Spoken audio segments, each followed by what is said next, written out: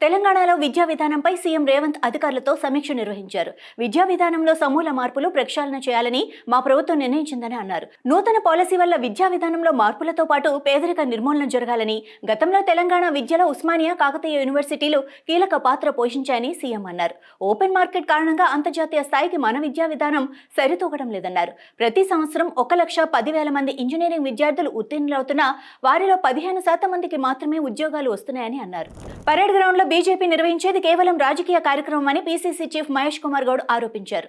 రాజకీయ కార్యక్రమం కేంద్ర ప్రభుత్వం కార్యక్రమం ఎలా అవుతుందని విమర్శించారు.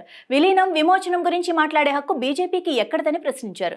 విలీనోత్సవాన్ని విమోచనమని వల్లభాయ్ పటేల్ నిర్ణయాన్ని తిరగరాస్తున్నారని, ఆయన్ని అవమానిస్తున్నారని మండిపడ్డారు.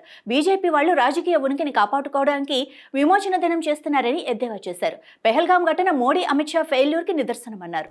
ప్రధానమంత్రి నరేంద్ర మోడీని ఆయన తల్లిని మందలిస్తున్నట్లుగా రూపొందించిన కృత్రిమ మేధస్సు వీడియోపై వివాదం ముదురుతోంది. బీహార్ కాంగ్రెస్ ఈ వీడియోను సెప్టెంబర్ 10న సోషల్ మీడియా వేదికగా ఎక్స్లో పోస్ట్ చేయడంతో బీజేపీ తీవ్ర ఆగ్రహాన్ని వ్యక్తం చేసింది.